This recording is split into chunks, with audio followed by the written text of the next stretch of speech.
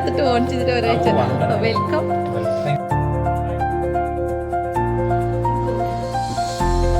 എന്നോട് ചോദിക്കാം അത് ഇപ്പൊ ചോദ്യം നാളിൽ എങ്ങനെയുണ്ട്, ഞാൻ പറഞ്ഞു പൊന്നു സിസ്റ്ററെ ഞാൻ മരിക്കോ ജീവിക്കോ എന്നറിയാതെ. അപ്പൊ എന്താ വെച്ചാൽ ഈ ആളുകളുടെ വലിയ കാര്യമായി പുള്ളിക്ക് ലാൻഡിങ് പേടിയാണ്. ഞാനായാലും നോക്കിയിട്ടൊക്കെ ഇല്ല വരുന്നത്, ഞാനിവിടെ പേടിച്ചു പറഞ്ഞിരിക്കുന്നത്.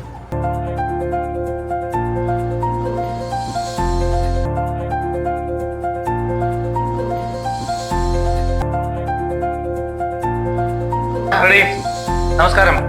പ്രധാന വാർത്തകൾ.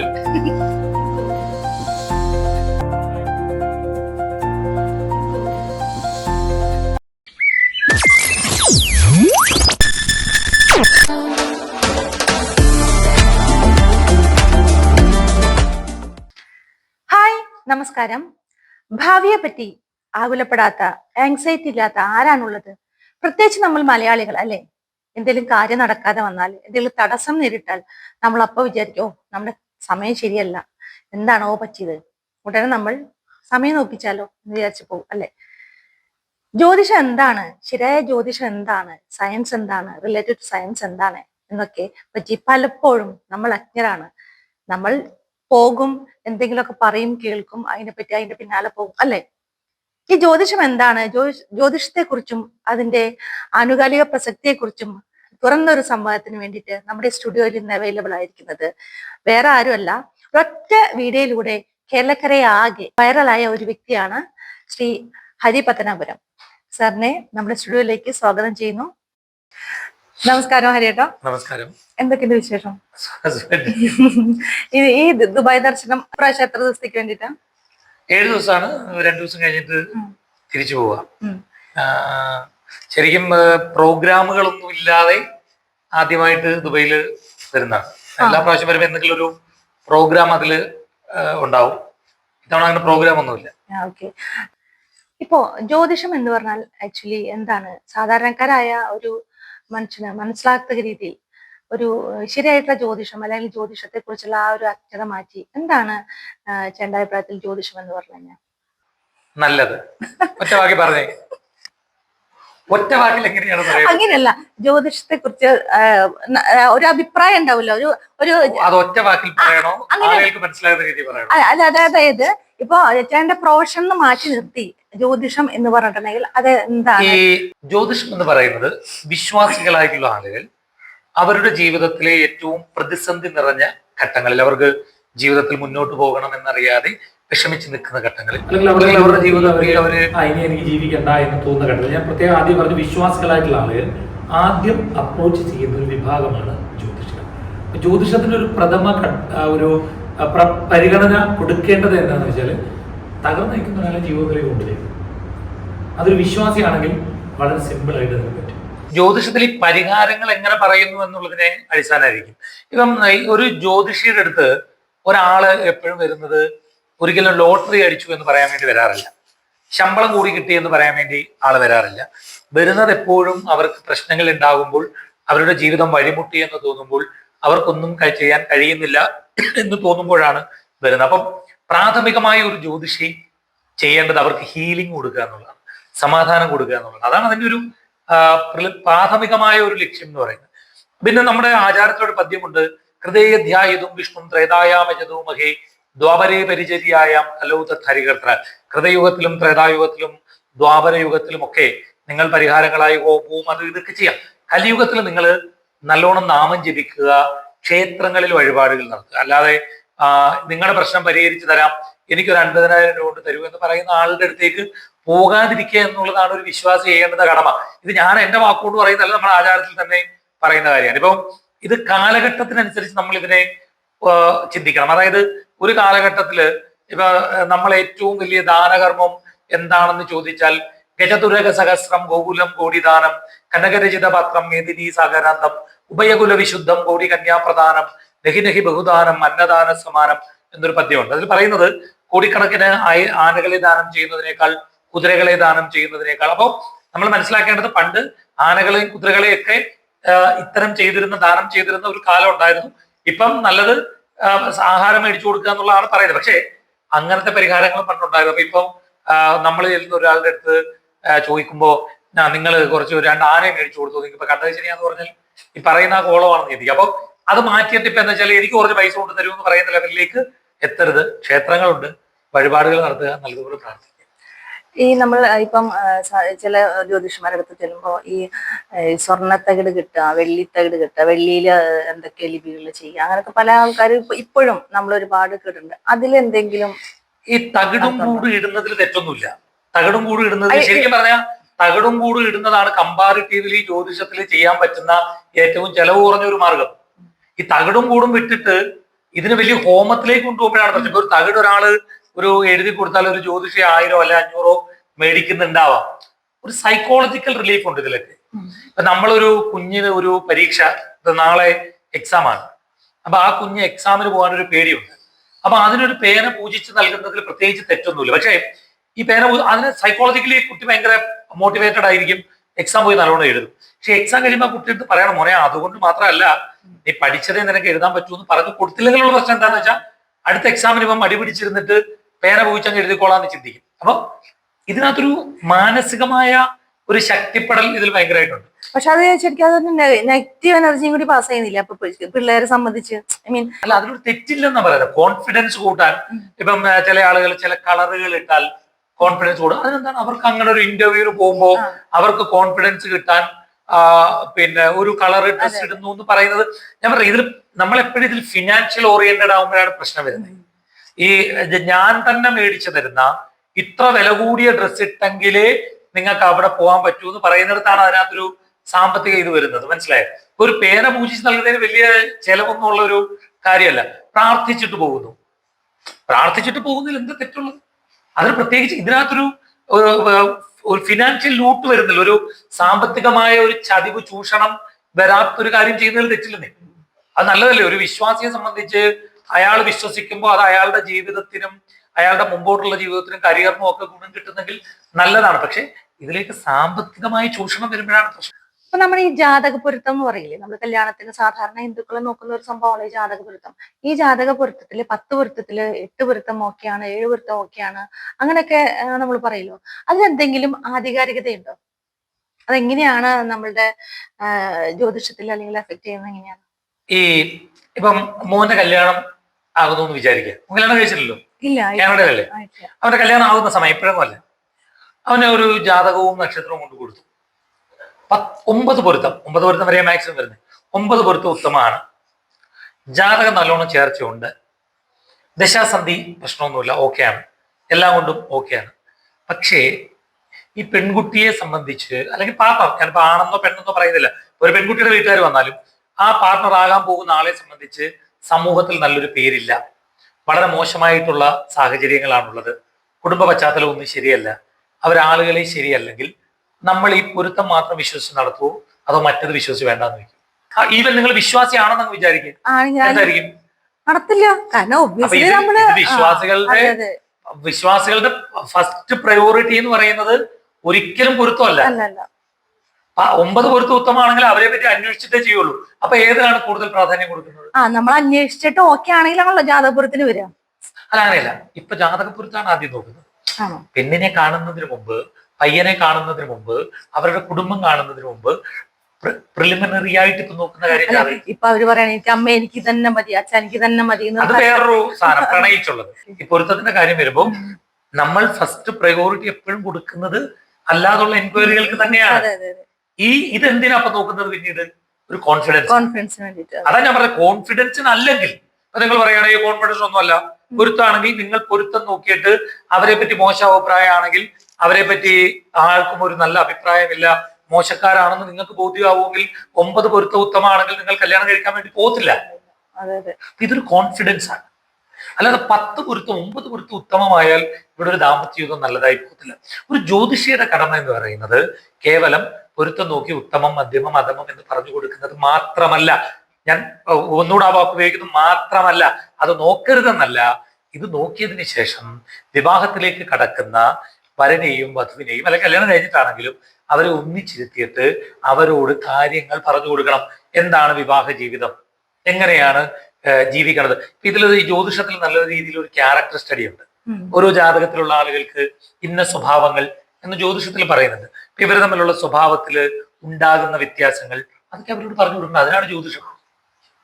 അല്ലാതെ ഈ പൊരുത്തം മാത്രം ഉത്തമം എന്ന് പറഞ്ഞിട്ട് ഇവിടെ ഒരു കല്യാണം നടക്കുന്നില്ല. ഹരിയേട്ടന്റെ അടുത്ത് ഇപ്പൊ ആരെങ്കിലും വരാണെങ്കിൽ അങ്ങനെ ആരെങ്കിലും ചോദിച്ചിട്ടുണ്ടോ? അങ്ങനെ തന്നെ ഞാൻ അങ്ങോട്ട് പറയും, നിങ്ങൾ പൊരുത്തം ഉത്തമമാണെന്ന് പറഞ്ഞാലും നിങ്ങൾ കല്യാണത്തിന് മുമ്പോ കല്യാണത്തിന് ശേഷമോ ഒന്നിച്ച ആ കുട്ടികളെ ഇങ്ങോട്ട് വിടണം. ഞാൻ അവരോട് പറഞ്ഞു കൊടുക്കുക. അത് എന്റെ എക്സ്പീരിയൻസ് ആണ്. ഇപ്പൊ എനിക്ക് മാത്രമല്ല, എത്രയോ ജ്യോതിഷികളുടെ എക്സ്പീരിയൻസ് ആണ്. ഒരുപാട് പേരുമായി ദിവസവും സംസാരിക്കുന്ന ആളുകളെ സംബന്ധിച്ച് ഈ ഒരു ജ്യോതിഷിയുടെ അടുത്തേക്ക് ഒരാൾ വരുമ്പോൾ എല്ലാം തുറന്നു പറയും. ഈ ഫാമിലി ലൈഫ് കൊണ്ട് നടക്കുക എന്ന് പറയുന്നത് ഈ പൊരുത്തല്ല, അതൊരു പ്രത്യേക രീതിയാണ്. ബുദ്ധിപൂർവ്വം പോവുക എന്നുള്ളതിനപ്പുറത്തേക്ക്. കാരണം രണ്ട് സ്വഭാവമുള്ള ആളുകളാണ്, രണ്ട് വീട്ടിൽ ജനിച്ചവരാണ്, രണ്ട് സാഹചര്യത്തിൽ വളർന്നവരാണ്, രണ്ട് ആഹാരത്തിന്റെ രുചി അറിഞ്ഞവരാണ്, രണ്ട് മണം ഇഷ്ടപ്പെടുന്നവരാണ്. അപ്പോൾ സ്വാഭാവികമായിട്ട് അവർ ഒന്നിച്ചു പോകുമ്പോഴുള്ള പ്രശ്നങ്ങളൊക്കെ ജീവിതത്തിൽ ഉണ്ടാവും. ഈ ദശാസന്ധികളും അതുപോലെ തന്നെ ദോഷങ്ങളും ഒക്കെ ഉണ്ടാവുമല്ലോ.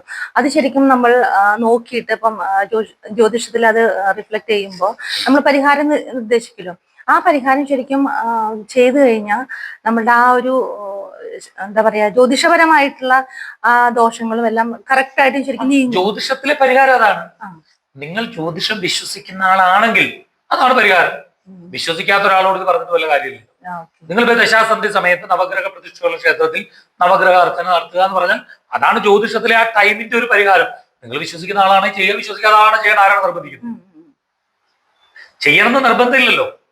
നിങ്ങൾ വിശ്വസിക്കുന്നവരാണെങ്കിൽ ചെയ്യുക, അതർവൈസ് വിട്ടേക്കും. ഈ ചൊവ്വാദോഷം എന്നൊരു സംഭവം ഉണ്ടല്ലോ. ഈ ചൊവ്വാദോഷത്തില് ചൊവ്വാദോഷം ഉള്ള പൊരുത്തം തന്നെ അല്ലെങ്കിൽ ഉള്ള ആൾക്കാരെ തന്നെ കല്യാണത്തിന് സെലക്ട് ചെയ്യണമെന്നൊക്കെ പണിക്കര് പറയുന്നുണ്ട്. അതിലും ഇപ്പൊ നമ്മള് അങ്ങനെ അല്ലാണ്ട് ഇപ്പം കിട്ടാത്ത സന്ദർഭത്തില് ഇത് എന്തെങ്കിലും പരിഹാരം ചെയ്തിട്ട് മറ്റുള്ള പൊരുത്തത്തിലുള്ള ആൾക്കാരെ ചൂസ് ചെയ്യാം എന്നൊക്കെ പറയുമ്പോൾ അതിലെന്തെങ്കിലും വാസ്തവികതയോ അല്ലെങ്കിൽ എന്തെങ്കിലും ജ്യോതിഷപരമായിട്ട് അല്ലെങ്കിൽ ശാസ്ത്രീയമായ എന്തെങ്കിലും അതിലൊരു റിയാലിറ്റി ഉണ്ടോ?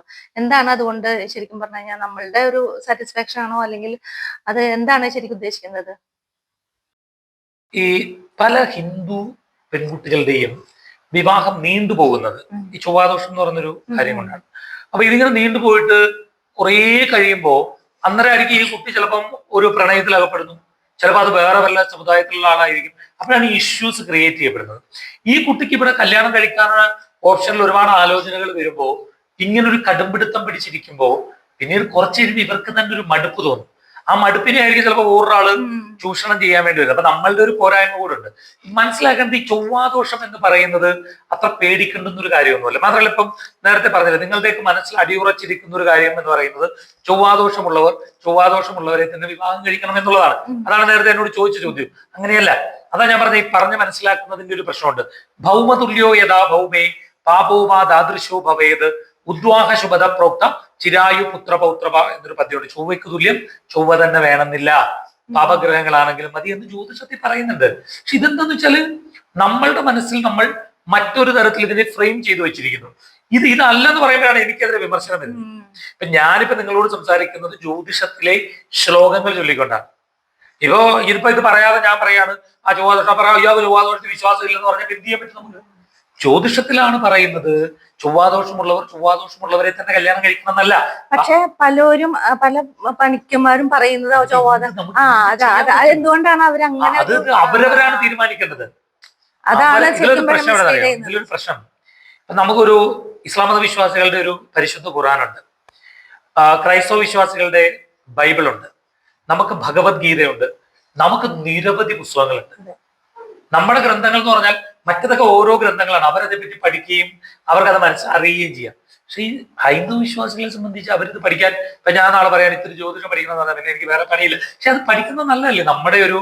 നമ്മുടെ ഒരു ആചാരപരമായിട്ടുള്ള ഒരു കാര്യം എല്ലാവരും അത്യാവശ്യം പഠിച്ചിരിക്കുന്നത് നല്ലതാണ്.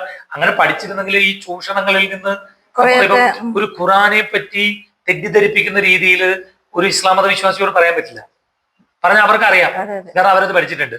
ബൈബിളിനെ പറ്റി ഒരു ക്രൈസ്തവ വിശ്വാസിയോട് തെറ്റിദ്ധരിപ്പിക്കുന്ന രീതിയിൽ ഇല്ലാത്തൊരു കാര്യം ബൈബിളിലുണ്ട് എന്ന് പറയാൻ പറ്റില്ല. ഞാനൊരു രസകരമായ ഒരു കാര്യം ഞാൻ പറഞ്ഞുതരാം. ഞാൻ അത്യാവശ്യം ഫേസ്ബുക്കിൽ എല്ലാ കമന്റുകൾക്കും മറുപടി കൊടുക്കും. എനിക്ക് കാണാൻ കഴിയുന്ന സകല കമന്റുകൾക്കും. ചിലതൊന്നും ചിലപ്പോൾ കാണാൻ പറ്റില്ല എന്ന് വെച്ചാൽ നമ്മൾ സെലക്ട് ചെയ്ത് പിന്നെ ന്യൂ കമന്റ്, ഓൾ കമന്റ് ഒക്കെ അടിക്കുമ്പോൾ ചിലതൊക്കെ മിസ്സായി പോകും. എങ്കിലും ഞാൻ കുത്തിയിരുന്ന എല്ലാ കമന്റും വായിക്കും. ഞാൻ നെഗറ്റീവ് കമന്റുകൾക്ക് മറുപടി കൊടുക്കും. ഒരാൾ വളരെ മോശമായിട്ട് നീ ഹിന്ദു വിരുദ്ധനാടാ, നിനക്ക് ഇത് അറിയില്ലടാ, അങ്ങനെ ഇങ്ങനെയാണ് അതേപോലെ അപ്പനെയൊക്കെ പറഞ്ഞിട്ട് കുറച്ച് നാളായി അങ്ങനെ ഒരു കമന്റ് ഇട്ടു. അപ്പൊ ഞാൻ നൈസായിട്ട് കയറി നോക്കിയപ്പോൾ ഇയാളുടെ എവിടെയാണ് താമസിക്കുന്നത് എന്നൊക്കെ അറിയാൻ പറ്റുന്ന ഒരു ആളാണ്. അപ്പം പുള്ളി അത്തരത്തിൽ ഭയങ്കര ഹൈന്ദവ സാധനങ്ങളൊക്കെയാണ് പോസ്റ്റ് ചെയ്തേക്കുന്നത്. അപ്പം എനിക്കെപ്പോഴും ഞാൻ സംവാദങ്ങൾ ഇഷ്ടപ്പെടുന്ന ഒരാളാണ്. ഞാൻ സംവദിക്കും, എന്താണ് ഞാൻ പറയുന്നതിലെ പോരായ്മ, തെറ്റുണ്ടെങ്കിൽ നിങ്ങളത് പറയൂ, എന്താണ് തെറ്റ്. അപ്പൊ ഞാൻ എനിക്ക് എന്റെ ശരികൾ എന്താണെന്ന് പറഞ്ഞു കൊടുക്കും, വളരെ മാന്യമായ ഭാഷയിൽ വഴക്കില്ലാതെ പറഞ്ഞു കൊടുക്കും. അങ്ങനെ ഞാൻ എന്ത് ചെയ്തു, ഞാനപ്പോ ഇദ്ദേഹത്തിന് വീടിന്റെ അടുത്ത് എനിക്ക് പരിചയമുള്ള ഒരാളാണ്. അപ്പൊ ഞാൻ പറഞ്ഞു ഇങ്ങനെ ഒരു സ്ഥലത്ത് നമുക്കൊന്ന് പോകണം, ഉള്ളൊരു പോകാന്ന് പറഞ്ഞു, നമ്മുടെ പയ്യനെ കുഴപ്പമില്ലെന്ന്. ഞാൻ അവിടെ ചെന്നപ്പോൾ എനിക്ക് അത്ഭുതം തോന്നിയ ഒരു കാര്യം, അദ്ദേഹം വളരെ ഹൈന്ദവ വിശ്വാസിയായിട്ടുള്ള ഒരാളാണ്, വളരെ വലിയ ഭക്തനായിട്ടുള്ള ഒരാളാണ്. പക്ഷെ അദ്ദേഹം ഞാൻ പറയുന്നതിനെ തെറ്റിദ്ധരിച്ചു വെച്ചേക്കോ. ഇപ്പൊ നേരത്തെ ചൊവ്വാദോഷത്തെ പറ്റി പറഞ്ഞപ്പോ ഞാൻ പറഞ്ഞില്ലേ, ചൊവ്വ തന്നെ വേണമെന്നില്ല എന്നാണ് ജ്യോതിഷത്തിൽ പറയുന്നതെന്ന് പറഞ്ഞാൽ പദ്യവും ചൊല്ലി, ഭൗമതുല്യോ യഥാ ഭൗമേ ബാബു അതാദൃശവും. ഞാൻ പറയുന്നത് ശ്ലോകത്തെ ബേസ് ചെയ്താണ്. പക്ഷെ നിങ്ങളുടെ മനസ്സിൽ ഓൾറെഡി വലിയൊരു ധാരണ ഇങ്ങനെ ചൊവ്വാദോഷമുള്ള ഒരു വലിയ പ്രശ്നമാണ് എന്ന് ചിന്തിച്ചിരിക്കുമ്പോൾ ഞാൻ അതല്ല എന്ന് പറയുമ്പോൾ ഇത് കേൾക്കുമ്പോൾ നിങ്ങൾ മറ്റേ ധാരണയിൽ ഇരുന്നുകൊണ്ടാണ് എന്നോട് ഇത് സംസാരിക്കുന്നത്. കാരണം ഞാൻ അങ്ങനെ സംവദിക്കുന്ന ആളാണ്. ഞാൻ അവിടെ ചെന്നപ്പോൾ ഇദ്ദേഹത്തിന്റെ പൂജാമുറിയില് ഇദ്ദേഹത്തിന് ദൈവങ്ങളുടെ പടമുണ്ട്, അദ്ദേഹം വിളക്ക് കത്തിക്കുന്നുണ്ട്. അവിടെ ഒരു ഫ്രെയിം ചെയ്തൊരു സാധനം വെച്ചിരിക്കുന്നു, ഭഗവത്ഗീതയിലെ മഹത് വചനം എന്ന് പറഞ്ഞ്, സംഭവിച്ചതെല്ലാം നല്ലതിന്, സംഭവിച്ചുകൊണ്ടിരിക്കുന്നതും നല്ലതിന്, ഇനി സംഭവിക്കാൻ പോകുന്നതും നല്ലതിന് എന്ന് പറഞ്ഞിട്ടൊരു സാധനം. രസം ഉള്ള കാര്യം എന്ന് വെച്ചാൽ ഭഗവത്ഗീത അങ്ങോട്ട് ധാരയില്ല, ഇപ്പോഴാണ് അറിയുന്നത്. അങ്ങോട്ട് സാധനം ഭഗവത്ഗീതയിലില്ല. ഭഗവത്ഗീതയിൽ അങ്ങനെ ഒരു ശ്ലോകൻ അർത്ഥം ഇല്ല. എനിക്കറിയില്ല. ഇതാണ് ഞാൻ പറഞ്ഞ പോരായ്മ. ഒരു ഖുറാനിലുള്ളതാണെന്ന് പറഞ്ഞിട്ട് ഒരു കോട്ട് പറഞ്ഞാൽ അവിടുത്തെ കൊച്ചുകുട്ടി വരെ പറയും ഇത് ഖുറാനിലൊന്നും ഇല്ലല്ലോ എന്ന് പറയും. ബൈബിളിലുള്ളതാണെന്ന് പറഞ്ഞിട്ട് പറഞ്ഞാൽ അവർക്ക് പറയാം ബൈബിളിൽ അങ്ങനെയുണ്ടോ എന്ന് ചോദിക്കും. ഇത് ഭഗവത്ഗീതയിൽ ഉണ്ട് എന്ന് പറഞ്ഞിട്ട് ഒരു പ്രിന്റ് ചെയ്ത് ആരോ ഇറക്കിയ ഒരു സാധനം എടുത്തു വെച്ചിട്ട് അതിന്റെ ഫ്രണ്ടില് വിളക്ക് കത്തിക്കുന്ന അവസ്ഥയിലെത്തിയ ആളാണ് എന്നെ വിമർശിക്കുന്നത്. ഞാൻ ചോദിച്ചപ്പോ പുള്ളി ചോദിക്കാം ഭഗവത്ഗീത ഇരിക്കുന്നില്ലേ. ഞാൻ മേഡം സഹോദരൻ, ഇതാണ് പ്രശ്നം. നിങ്ങൾ ഒരു കാര്യം നിങ്ങളുടെ മനസ്സിൽ ഫ്രെയിം ചെയ്ത് വെച്ചേക്കുന്നു, ഇതാണ് ജ്യോതിഷം, ഇങ്ങോട്ട് വരുന്നവന്റെ അടുത്ത് വലിയ ഹോമം പറഞ്ഞിട്ട് പൈസ മേടിക്കുന്നതാണ് ജ്യോതിഷം. അതല്ല ജ്യോതിഷമെന്നും ഇത് അമ്പലങ്ങളിൽ വഴിപാടുകൾ നടത്തിയാൽ മതിയെന്നും അവിടെ പ്രാർത്ഥിച്ചാൽ മതിയെന്നും നിങ്ങൾക്ക് നിങ്ങളുടെ വീട്ടിൽ തന്നെ വൈകുന്നേരങ്ങളിൽ സന്ധ്യാനാമം ജപിക്കാനും നമ്മളുടെ ആദിത്യ ഹൃദയ മന്ത്രവും നമ്മുടെ അങ്ങനെയുള്ള ഒരുപാട് ശ്ലോകങ്ങൾ ജപിച്ചാൽ മതി എന്ന് ഞാൻ പറയുന്നത് നിങ്ങളുടെ മനസ്സിൽ ഹോമം ചെയ്തതിലേ മാറൂന്ന് വെച്ചാൽ എനിക്ക് എന്ത് ചെയ്യാൻ പറ്റും? ഇപ്പൊ കേൾക്കുമ്പോഴല്ലേ ഈ സംഭവിച്ചതെല്ലാം നല്ലതിന്, സംഭവിക്കുന്നതെല്ലാം നല്ലതിന്, അങ്ങനെയില്ല. എനിക്ക് മാത്രമല്ല, കണ്ടുകൊണ്ടിരിക്കുന്ന ഒരുപാട് ആൾക്കാർക്കും ശരിക്കും പറഞ്ഞാൽ ഇപ്പൊ കാരണം എല്ലാതും ഇപ്പൊ ഫോർ എക്സാമ്പിൾ നാട്ടിലാണെങ്കിൽ ബസ്സിന്റെ മേലെ, കാറിന്റെ മേലെ, ഓട്ടോയുടെ മേലെ, നമ്മുടെ വീടിന്റെ ഫ്രണ്ടില്, അല്ലെങ്കിൽ ശരിക്കും അങ്ങനെ ഒരു ഫ്രെയിം ചെയ്ത് നമ്മള് വെക്കാറില്ല. ഇത് നാളെ ജ്യോതിഷത്തിൽ ഇങ്ങനെയാണ്. വേറെ ഏതെങ്കിലും നമ്മുടെ പുരാണത്തിലുണ്ടോ അത്? ഇല്ലെന്നേ, ഭഗവത്ഗീത എന്ന് പറഞ്ഞാ വെച്ചേക്കുന്നത്. നമ്മുടെ പുരാണത്തിൽ ഉണ്ടോ എന്ന് ചോദിച്ചാൽ ഈ നമ്മുടെ പുരാണങ്ങൾ ഇഷ്ടംപോലെ ഉണ്ട്. അതിൽ ഏതെങ്കിലും രാമായണത്തിൽ അങ്ങനെയല്ല, ചിലപ്പം ഒരുപാട് ഉപനിഷത്തുകളുണ്ട്, അപ്പൊ അതിലൊക്കെ ഉണ്ടാവും എന്ന് എനിക്കറിയില്ല. പക്ഷെ ഭഗവത്ഗീത എന്ന് പറഞ്ഞിട്ടാണ് ഇതെല്ലായിടത്തും വെച്ചേക്കുന്നത്, ഭഗവത്ഗീതയിലില്ല. ഇത് പ്രശ്നം ഇതാണ്. ഇപ്പൊ ഞാൻ ജ്യോതിഷം ഇങ്ങനെയാണ്, ഇങ്ങനെ ഉണ്ടെന്ന് നിങ്ങൾ നിങ്ങളുടെ മനസ്സിലൊരു കാര്യം ഫ്രെയിം ചെയ്ത് വെച്ചേക്കുന്നു.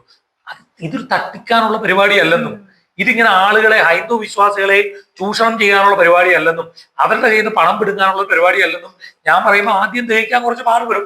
കാരണം ഈ ഭഗവത്ഗീത കാര്യം പറഞ്ഞോളൂ, ഇപ്പൊ കേട്ടപ്പോ അത്ഭുതത്തോടെ ചോദിക്കാതെ അയ്യോ ആ സത്യത്തിൽ അങ്ങനെ ഇല്ലേ, ഇത് തന്നെയാണ് പ്രശ്നം. ഒരു ജ്യോതിഷിയെ സംബന്ധിച്ചിടത്തോളം ഭയങ്കര എക്സ്പീരിയൻസ് ആണ്. എന്നുവെച്ചാൽ എല്ലാ ടൈപ്പ് ഓഫ് ആളുകൾ, ഒരു ഡോക്ടറെ അടുത്ത് ഒരാൾ ചെല്ലുന്നത് രോഗവുമായി ബന്ധപ്പെട്ട കാര്യങ്ങൾക്കാണ്, ഒരു അഡ്വക്കേറ്റിന്റെ അടുത്ത് ഒരാൾ ചെല്ലുന്നത് നിയമപരമായ സംശയങ്ങളാണ്, ഒരു ആസ്ട്രോളജർ ഫേസ് ചെയ്യേണ്ടി വരുന്ന ഇതെല്ലാമാണ്. രോഗമുണ്ടോ എന്ന് പേടിയുള്ളവരുണ്ടാവും, അങ്ങനത്തെ കുറെ കാര്യങ്ങൾ ഉണ്ടാവും. അപ്പൊ നമ്മൾ എന്ത് ചെയ്യണമെന്ന് വെച്ചാൽ അതിന് ഇപ്പം ഒരു വിശ്വാസിയെ സംബന്ധിച്ച് അവന് ഈ ആങ്സൈറ്റി ആണോ ഡിപ്രഷൻ ആണോ എന്നുള്ള കാര്യങ്ങൾ അവൻ ചിന്തിക്കത്തില്ല. അവൻ നോക്കുമ്പോ എനിക്ക് എന്തോ ഒരു പ്രശ്നമുണ്ട്, അതിനെ ബാധ കയറിയതാന്ന് പറയാം. ഒരുപാട് പേര് വരും. ഞാൻ കറക്റ്റായിട്ട് സൈക്കോളജിസ്റ്റുകളെ റെഫർ ചെയ്യുന്നുണ്ട്. ഞാൻ എനിക്ക് അടുപ്പമുള്ള സൈക്കോളജിസ്റ്റുകളുണ്ട്, അവരുടെ അടുത്തേക്ക് പറഞ്ഞു വിടുന്ന ഒരാളാണ്.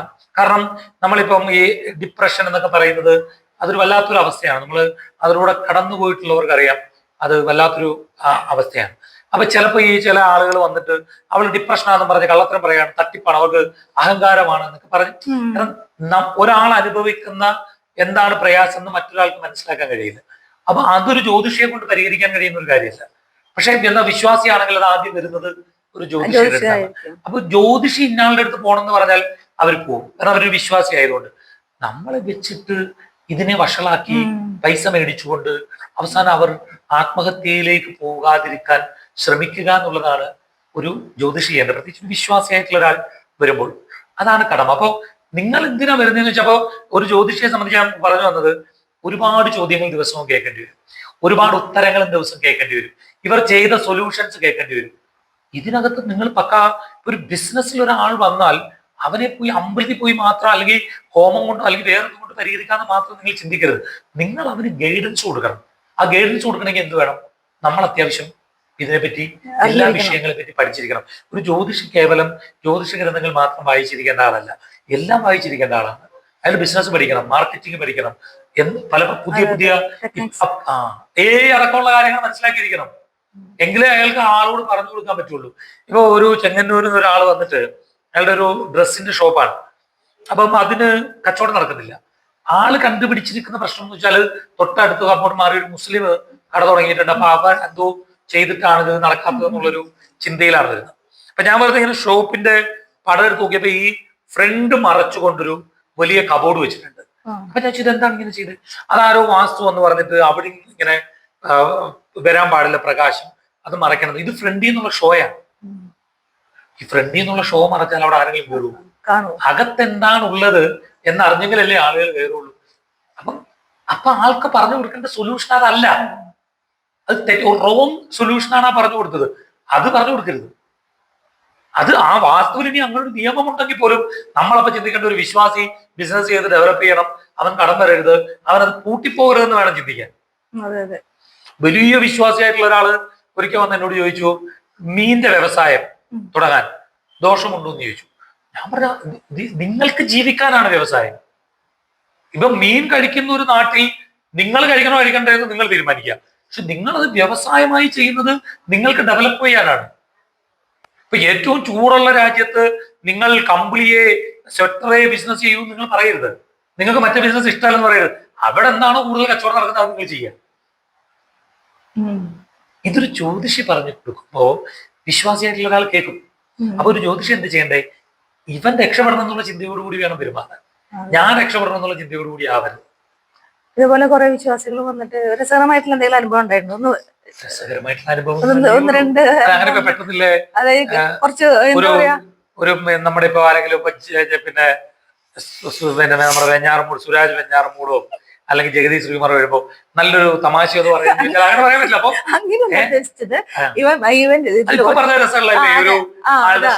അതുപോലെ എന്താ പറയാ, ചില പല പ്രശ്നങ്ങളെ കൊണ്ട് ഇതിൽ വരുമല്ലോ. ചിലപ്പോ നമ്മള് എക്സ്പെക്ട് ചെയ്യാത്ത പല റീസൺ വെച്ചിട്ട് പലതിന്റെ നമുക്ക് തുറന്ന് പറയാൻ കഴിയാത്ത കാര്യങ്ങൾ വരും. ഒരാളെ സംബന്ധിച്ചിടത്തോളം അയാളുടെ ജീവിതത്തിലെ ഏറ്റവും വിഷമകരമായ അവസ്ഥകളൊക്കെ പറയും. നമുക്ക് ജീവിതത്തിൽ ഒത്തിരി ഗുണപാഠങ്ങൾ കിട്ടും. നമ്മൾ ഇതിൽ നിന്ന് മനസ്സിലാക്കുമ്പോൾ ഒത്തിരി ഗുണപാഠങ്ങൾ കിട്ടും. ഞാൻ പൊതുവെ എല്ലാവരോടും പറയാം, നമ്മൾ കുറച്ച് ഇമോഷണൽ മെച്യൂർഡ് ആകുക. കുറച്ച് ഈ പലപ്പോഴും പല പ്രശ്നങ്ങളും നമ്മുടെ ജീവിതത്തിൽ ഉണ്ടാകുന്നത്, ശത്രുത ഉണ്ടാകുന്നത്, ഹേറ്റേഴ്സ് ഉണ്ടാകുന്നത് നമ്മൾ ഒരു ഇമോഷണലി മെച്യൂർഡ് അല്ലാതെ ചിന്തിക്കുമ്പോഴാണ്, കുറച്ച് ഇന്റലക്ച്വൽ ആകാതിരിക്കുമ്പോഴാണ് വഴക്കുകൾ ഉണ്ടാകുന്നത്. പ്രത്യേകിച്ച് ഇന്നത്തെ ഈ സോഷ്യൽ മീഡിയ യുഗത്തിൽ ഞാൻ ഒരു അനുഭവം പറയാം. ഒരു ചെറുപ്പക്കാരൻ വ്ലോഗൊക്കെ ചെയ്യുന്ന ആളാണ്. എൻ്റെ സമീപ പ്രദേശത്തുള്ള ഒരു സ്ഥലത്തെ കുറച്ച് ആളുകളെ പറ്റി അയാള് അവര് നടത്തുന്ന കുറച്ച് പ്രശ്നങ്ങളെ പറ്റി അയാള് വീഡിയോ ചെയ്തപ്പം മോശം വീഡിയോ, നല്ല വീഡിയോ അല്ല, ആള് ചെയ്യുന്ന വീഡിയോ ആ ആളുകൾക്ക് മോശമായിരിക്കാം, പബ്ലിക് ഇൻഫർമേഷൻ ആണ്. ഒരു ക്രൈം നടന്നു അങ്ങനത്തെ കാര്യങ്ങളൊക്കെ വെച്ചിട്ട് ആള് വീഡിയോ ചെയ്യുന്നു. അപ്പം ഇവരൊക്കെ നമുക്ക് നമ്മുടെ നാടിനടുത്താണ് അങ്ങനത്തെ ആളുകളാണ്. പക്ഷെ എനിക്ക് വ്യക്തിപരമായി ബന്ധമുള്ളവരൊന്നുമില്ല. അപ്പൊ ഞാൻ ഉൾപ്പെടുന്ന ഒരു ഗ്രൂപ്പില് ഇതിന്റെ ലിങ്ക് എടുത്തിട്ടു. നമുക്ക് എപ്പോഴും നമ്മൾ മലയാളികളുടെ ഒരു കൗതുകം ഉണ്ടല്ലോ, നമ്മുടെ അടുത്തുള്ള ഒരു സ്ഥലത്ത് ഇങ്ങനൊരു സംഭവം വരുമ്പോ ഇതൊന്ന് കാണുക എന്നുള്ള കൗതുകം. അപ്പൊ ഞാനിത് നോക്കും, എന്തെങ്കിലും പുതിയ അപ്ഡേഷൻസ് ഈ വിഷയത്തിൽ. പ്രത്യേകിച്ച് ഞാനൊരു മീഡിയ പേഴ്സണാലിറ്റി ആയിരുന്നു എന്നുള്ളത് കൊണ്ട് ഇത്തരം കാര്യങ്ങൾ ഇപ്പോഴും നമ്മളുടെ കൂടെയുള്ള പിള്ളേരാണ് വില്ലേജ് വാർത്ത, GC എന്നൊക്കെ പറയുന്ന ചാനലുകളൊക്കെ ഉണ്ട്. അപ്പം ഞാൻ പെട്ടെന്ന് ഇത്തരം കാര്യങ്ങൾ അപ്ഡേറ്റഡ് ആണ്, എന്താണ് സംഭവിക്കുന്നത് എന്നൊക്കെയുള്ള കാര്യങ്ങൾ അറിഞ്ഞിരിക്കാൻ ആഗ്രഹിക്കുന്ന ആളാണ്. പണ്ട് മീഡിയയിലൊക്കെ ഉണ്ടായിരുന്നു. അപ്പൊ ഞാനിത് കാണും. അപ്പൊ ഈ പയ്യനോട് ആരോ വിളിച്ച് പറഞ്ഞു കൊടുത്തു, ഈ മറ്റവര് ഞാനുമായിട്ട് വലിയ അടുപ്പാണ്, അതായത് ഇവൻ ആർക്കെതിരെയാണോ വീഡിയോ ചെയ്യുന്നത് അവരോട്. ശരിക്കും പറഞ്ഞാൽ ഇവരൊന്നും ഞാനായിട്ട് ജീവിതത്തിൽ നേരിട്ട് സംസാരിച്ചിട്ട് പോലും ഇല്ലാത്ത ആളുകളാണ്. പക്ഷെ ആ പയ്യൻ അതിൽ ചെയ്ത് ഈ പറഞ്ഞു കൊടുത്താക്ക് ആരാന്ന് എന്നോട് ഈ പയ്യൻ പറഞ്ഞില്ല. പക്ഷെ അവർക്ക് അതിൻ്റെതായ എന്തെങ്കിലും ഒരു ലക്ഷ്യം അതിലുണ്ടാവും. മനസ്സിലായി? ചിലപ്പോൾ എന്നെ ഏതെങ്കിലും തരത്തിൽ ടാർഗറ്റ് ചെയ്യാം, അപ്പൊ ഇവൻ എന്നെ കൂടുതൽ കളക്ട് ചെയ്യട്ടെ എന്നെല്ലാം വിചാരിച്ചിട്ടായിരിക്കും പറഞ്ഞത്. ആ പയ്യനോട് എനിക്ക് തോന്നിയ ഒരു ബഹുമാനം, ഈ പയ്യൻ എനിക്ക് ഞാൻ അയാളൊരു നെഗറ്റീവ് കമന്റ് ഇട്ടു. എനിക്ക് ഈ നെഗറ്റീവ് കമന്റ് ഇടണ്ടാത്ത ഒരു പോസ്റ്റാണ് ഇട്ടത്. അപ്പൊ ഞാൻ എല്ലാവരും ചോദിച്ചാൽ പോലെ എല്ലാ കമന്റുകളും വായിക്കും. എന്നുവെച്ചാൽ എന്താണ് ബ്രോ എന്ന് ചോദിച്ചു. അപ്പൊ മെസ്സഞ്ചറിൽ ഞങ്ങൾ ചാറ്റ് ചെയ്തു. അപ്പൊ എന്നോട് ചോദിച്ചു, ചേട്ടാ എനിക്ക് നിങ്ങൾ ഇഷ്ടമൊക്കെയാണ്, നിങ്ങളെ ഫോളോ ചെയ്യുക, പാട്ട് ഫോളോ ചെയ്തു, പക്ഷെ എന്താ അത് നിങ്ങൾ ഇന്ന ആളുകളുമായിട്ട് ബന്ധം. അപ്പൊ ഞാൻ പറഞ്ഞ മോനെ, ഇപ്പൊ പറയുന്നതിൽ നിങ്ങൾക്ക് എൻക്വയറി ചെയ്യാൻ പറ്റുന്ന കാര്യമാണ്. കാരണം ഞാൻ എന്റെ ജീവിതത്തിൽ ഈ പറയുന്ന ആളുകളോട് സംസാരിച്ചിട്ട് പോലുമില്ല, കണ്ടിട്ട് പോലുമില്ല, ഫോണിൽ പോലും സംസാരിച്ചിട്ടില്ല, കണ്ടിട്ടില്ലാത്ത ആളുകൾ. അത് വേണം നിങ്ങളൊന്ന് അന്വേഷിച്ചു. അപ്പം ഇവരെ പിന്നെ അന്വേഷിച്ചിട്ടായിരിക്കാം ഇവരത് മനസ്സിലായി. ഇന്നലെ ഞങ്ങൾ തമ്മിലത് സംസാരിച്ചു. അപ്പൊ ഞാൻ അവനോട് പറഞ്ഞൊരു കാര്യമുണ്ട്, നമ്മൾ അങ്ങനെ ഒരു ഓപ്പൺ സംസാരം വന്നില്ലായിരുന്നെങ്കിൽ ഒരുപക്ഷെ അവൻ എന്നെ കൂട്ടി, അപ്പൊ ഞാൻ മറുപടി കൊടുക്കും. പിന്നെന്താന്ന് വെച്ചാൽ ഒരു പബ്ലിക് പ്ലാറ്റ്ഫോമിൽ കിടന്നിട്ടുള്ളൊരു യുദ്ധമായിരിക്കും നടക്കുന്നത്. ഒരു ഓപ്പൺ ആയിട്ട് സംസാരിക്കാൻ കാണിച്ചൊരു മനസ്സുകൊണ്ട്, ആ പയ്യൻ എന്നോടത് ചോദിക്കാൻ കാണിച്ചൊരു മനസ്സുകൊണ്ട് അയാൾക്കത് മനസ്സിലാക്കാൻ കഴിഞ്ഞു. എനിക്ക് അയാളോടത് പറയാൻ കഴിഞ്ഞു. അവൻ താഴെ ഇട്ട കമന്റിന് എന്താണ് ബ്രോ എന്നൊരു മറുപടി കൊടുക്കാൻ പറ്റിയത് കൊണ്ട്, എന്നാൽ അവൻ ഇട്ട കമന്റ് ഞാൻ എന്താണെന്ന് നീ അങ്ങ് ചെയ്യടാ എന്ന് പറഞ്ഞിട്ട് എന്താ സംഭവിക്കുക? അതൊരു വഴിയായി. പിന്നെ പബ്ലിക് പ്ലാറ്റ്ഫോമിലെ യുദ്ധമായി. ഞാൻ പറയുന്നത് ഇപ്പോഴത്തെ ഒരു കാലത്തിൽ നമ്മൾ തമ്മിൽ ഒരു നല്ല കമ്മ്യൂണിക്കേഷൻ, ഒരു അണ്ടർസ്റ്റാൻഡിങ്ങിൽ ഒരു കമ്മ്യൂണിക്കേഷൻ നടന്നാൽ പല പ്രശ്നങ്ങളും ഇല്ലാതാക്കാൻ കഴിയും. ഞാൻ പബ്ലിക് പ്ലാറ്റ്ഫോമിലെ ഒരു കാര്യം, ഇതാണ് ഒരു ഇമോഷണൽ മെച്യൂരിറ്റി എന്ന് പറയുന്നത്. പെട്ടെന്നൊരു കാര്യം കേട്ടാലുടൻ അതിൽ പ്രതികരിക്കാതെ അതിലെന്തെങ്കിലും കാമ്പുണ്ടോ എന്ന് മനസ്സിലാക്കി പ്രതികരിക്കുക എന്നുള്ള കാര്യം സോഷ്യൽ മീഡിയ പ്രത്യേകിച്ച് ഒന്ന് നോക്കിയാൽ പല അടികളും നടക്കുന്ന ഇങ്ങനെയാണ്. എന്തിനാണ് ഇവർ തമ്മിൽ വലിയ സൗഹൃദത്തിലിരിക്കുന്നവർ ചെറിയ പ്രശ്നത്തിന്റെ പേരിൽ ഒരാൾ പബ്ലിക് പ്ലാറ്റ്ഫോമിൽ എടുത്തിരുന്നു, അടുത്ത ആൾ എടുത്തിരുന്നു, പിന്നെ അടിയാവും. അത് ശരിക്കും റീച്ചിന് വേണ്ടിയിട്ട് ചെയ്യുന്നവരുണ്ട്, പർപ്പസ്ഫുള്ളി ചെയ്യുന്നവരുണ്ട്. അപ്പൊ പൊതുവെ പറഞ്ഞു കഴിഞ്ഞാൽ അപ്പൊ ഈ ജ്യോതിഷത്തിനേക്കാൾ ഉപരി നമ്മുടെ മാനുഷിക പരിഗണനയും അല്ലെങ്കിൽ മാനുഷിക മൂല്യങ്ങളും ഒക്കെയാണ് കൂടുതൽ. അതിലൊരു സൈഡ് മാത്രമാണ്. അങ്ങനെയല്ല, ആക്ച്വലി ജ്യോതിഷത്തിന്റെ ഉദ്ദേശം എന്താണ്?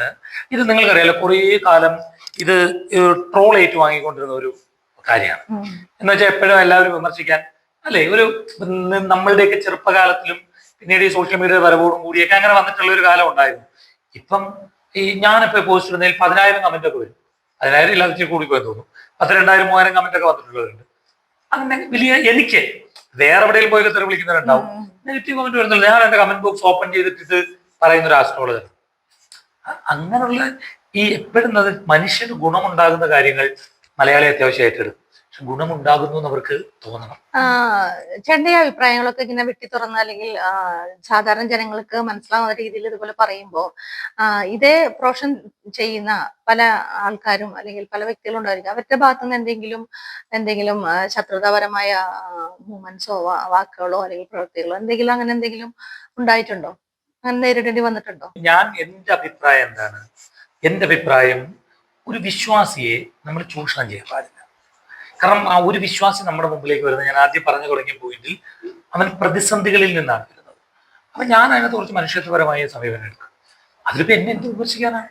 എന്നാൽ ഞാനിത് പുറത്ത് പറയുകയും അകത്ത് പോയിട്ട് ഞാൻ പൈസ മേടിക്കുകയും ചെയ്യുമ്പോഴാണ് ഇപ്പം എനിക്ക് തോന്നുന്നു ഞാൻ സോഷ്യൽ മീഡിയയിൽ ഭയങ്കരമായിട്ട് ഇങ്ങനെ സജീവമായിട്ടും ഒത്തിരി വൈറലൊക്കെ ആയിട്ട് 10-12 വർഷമൊക്കെ ആയിട്ടുണ്ടാവാം എന്നാണ് ഞാൻ കരുതുന്നത്. എന്റെ ഓർമ്മ ശരിയാണ്. 2001 മറ്റോ ആണെന്ന് തോന്നുന്നു ആദ്യം ഇങ്ങനെ പബ്ലിക് പ്ലാറ്റ്ഫോമിലേക്കൊക്കെ ഈ ടിവിയിലൊക്കെ വരുന്നത്. അപ്പം അത്രയും വർഷമായി.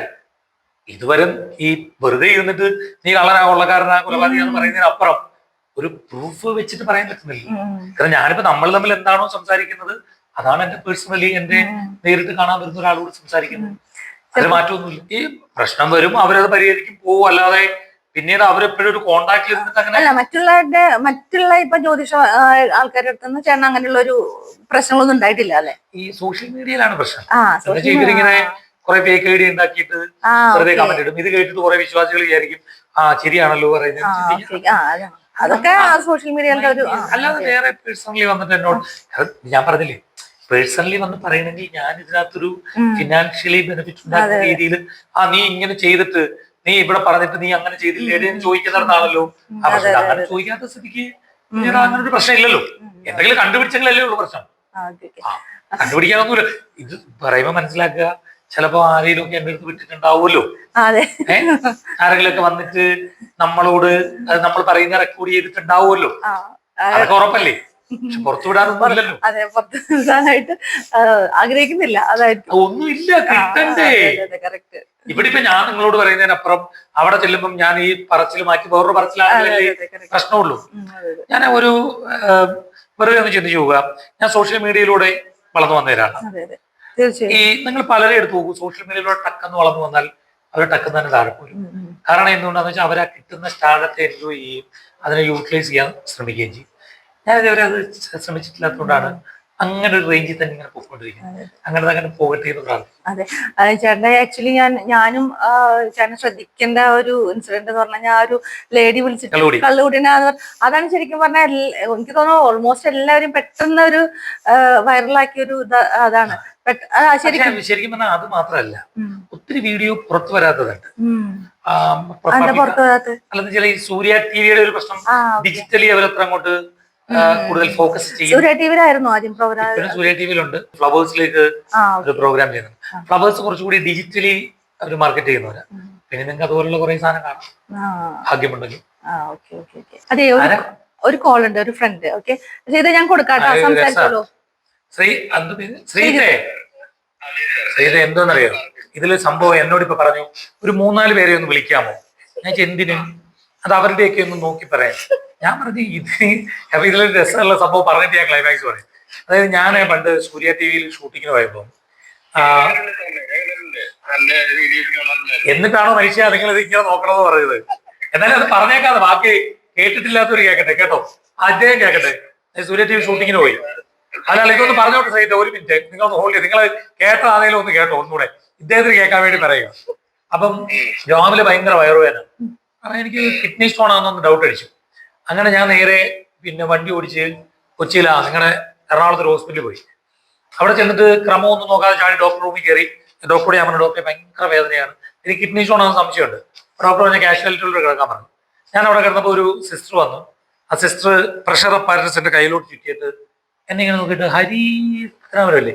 ഞാൻ പറഞ്ഞു അതെ ഭയങ്കര വേദനയാണ്. അപ്പൊ എന്നോട് ചോദിക്കാം, അതെ ഇപ്പൊ ചോദ്യം നാളിൽ എങ്ങനെയുണ്ട്? ഞാൻ പറഞ്ഞു, പൊന്നു സിസ്റ്ററെ, ഞാൻ മരിക്കുമോ ജീവിക്കുമോ എന്നറിയാതെ. അപ്പൊ എന്താ വെച്ചാൽ ഈ ആളുകളുടെ വിചാരം കണ്ടാൽ ഉടനെ എല്ലാം പറയുമെന്ന് ഉള്ളത്, അങ്ങനെ ഇപ്പൊ വിചാരിച്ചേക്കുന്നത് കേട്ടല്ലോ. നിങ്ങൾ അതൊന്ന് പറഞ്ഞ് ഉപദേശിച്ച് മനസ്സിലാക്കി കൊടുക്കണം കേട്ടോ. നിങ്ങളെ പോലെ പക്വതയും അറിവും വിവരമുള്ള ആളുകൾ.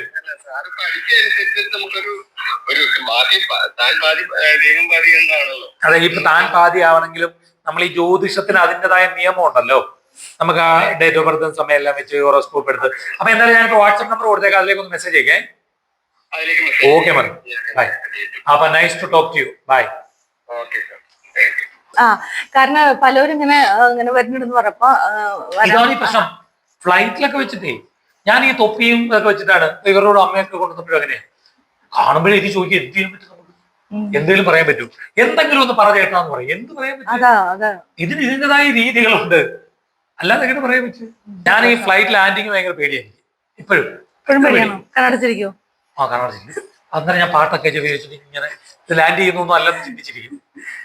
അപ്പൊ ഞാൻ ഒരു ദിവസം ഡൽഹി എയർപോർട്ടിൽ ഇരിക്കും. അപ്പൊ ഞാൻ ഈ പൈലറ്റുമാർ പോകുമ്പോൾ നോക്കും, നല്ല പക്വതയുള്ള പിള്ളേരാണോ അതോ കണ്ണാണാമേ ഏതൊരു ആണോ, അതൊക്കെ എക്സ്പീരിയൻസ് ഉണ്ടാവും. അപ്പൊ ഒരു മനുഷ്യൻ വന്ന് എൻ്റെ അടുത്തിരുന്നിട്ട് എന്നോട് ചോദിച്ചു, എങ്ങോട്ടാ? തിരുവനന്തപുരം, ഡൽഹിയിൽ നിന്ന്. അപ്പൊ പുള്ളി പറഞ്ഞു, നിങ്ങളുള്ളത് കൊണ്ട് വലിയ കാര്യമായി, പുള്ളിക്ക് ലാൻഡിങ് പേടിയാണ്. ഞാനായോണ്ട് നോക്കിയിട്ടൊക്കെ അല്ലേ വരുന്നത്, ഞാനിവിടെ പേടിച്ചു പറഞ്ഞിരിക്കുന്നത്. അപ്പൊ എന്തായാലും ഇത്രയും സമയം വളരെ നല്ല രീതിയിൽ ജ്യോതിഷത്തെ കുറിച്ചും അതിന്റെ വശങ്ങൾ എന്താണ്, കറക്റ്റ് എന്താണ്, നമ്മൾ ഓരോരുത്തരും ചിന്തിക്കേണ്ടതും പ്രവർത്തിക്കേണ്ടതും എന്നുള്ള വ്യക്തമായിട്ട് എല്ലാവർക്കും ചണ്ഡി ഷോ കണ്ടു കഴിഞ്ഞാൽ മനസ്സിലാവും. എന്തായാലും ആ ഒരു നല്ലൊരു അവയർനെസ് എന്തായാലും ഈ ഒരു ഷോയിലൂടെ കൊടുക്കാൻ പറ്റിയെന്ന് തന്നെയാണ് എന്റെയും വിശ്വാസം. എന്തായാലും ഒരുപാട് സന്തോഷം. എന്താണ് പ്രേക്ഷകരോട് പറയാനുള്ളത്? ഒന്നുമില്ല, നല്ല ഭയങ്കര ഡാൻസറാണ്. ഞങ്ങള് കഴിഞ്ഞ തവണ വന്നപ്പം പറഞ്ഞേക്കാം, ഒന്ന് പോയിട്ട് പറയണമെന്ന് പറഞ്ഞില്ലേ? ഞങ്ങള് ദേപ്പൂട്ടിൽ വെച്ചൊരു വലിയ പാട്ടും പരിപാടിയൊക്കെ നടത്തിയത് കഴിഞ്ഞ വർഷം, കഴിഞ്ഞ തവണ ഫെബ്രുവരിയിലാണ്. പിന്നീട് വന്നപ്പോഴാണ്, അല്ല ഫെബ്രുവരിയിലായിരുന്നില്ല, അത് കഴിഞ്ഞിട്ട്. അപ്പൊ ആ സമയത്ത് ഇവിടെ ഡാൻസ് സ്കൂളൊക്കെ ഉണ്ട്, ഭയങ്കര നല്ല രസമായിട്ട് ഇത് മെയിൻറ്റെയിൻ ചെയ്തിട്ടുണ്ട്. ഇനിയിപ്പോ എന്നെ പറ്റി ഞാൻ പറയാം, എന്താ പറയുക, ഞാൻ വലിയ സംഭവമാണ്. അങ്ങനെ എന്തായാലും ദുബായിലുള്ള ആളുകൾ പുറത്തുള്ളവർ കാണുന്നുണ്ട്. പക്ഷെ ദുബൈയിൽ നിന്നാണ് ഈ ഒരു വീഡിയോ നിങ്ങളുടെ മുമ്പിലേക്ക് എത്തുന്നത്. എല്ലാവരും കാണുക, സപ്പോർട്ട് ചെയ്യുക. മറ്റേ എപ്പോഴും എല്ലാവരിലെ നമ്മുടെ കൂടെ പഠിച്ച ഏതെങ്കിലും ഒരാളുടെ മെസ്സേജ് വരുമ്പോൾ നമുക്ക് ആദ്യം മെസ്സേജ് വന്ന് ഗുഡ് മോർണിംഗ് പറഞ്ഞിട്ട് പിന്നെ എന്റെ ഈ വീഡിയോ ഒന്ന് ലൈക്ക് ആൻഡ് ഷെയർ എന്ന് പറയുന്ന പോലെ ലൈക്ക് ആൻഡ് ഷെയർ ചെയ്തു. ഓക്കെ, ശരി, നമസ്കാരം.